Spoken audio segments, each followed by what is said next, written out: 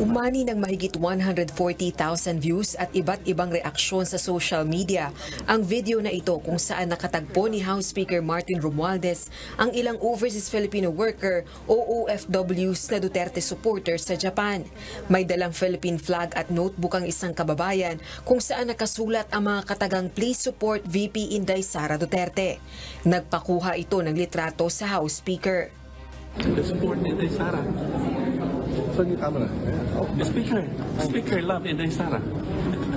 Thank you po sir sa pagsuporta kay VP Sara. Marami pong salamat sa pag-support. Ayon naman kay House Speaker Romualdez, sumasang-ayon ito sa kababayan na dapat suportahan at igalang ng lahat ang Vice President. Dagdag pa nito, ganito rin dapat ang paggalang at suportang ibigay kay Pangulong Bongbong Marcos Jr. at iba pang opisyal ng pamahalaan. Ngayong 2023, naging usap-usapan ang tensyon sa pagitan ng kampo ng House Speaker at ni VP Duterte. Subalit ayon sa House Leader, mainam naman ang ugnayan ng dalawa. Rosa Licoz, UNTV News and Rescue. Diyos ang aming sandigan, serbisyo publiko ang aming pinahahalagahan.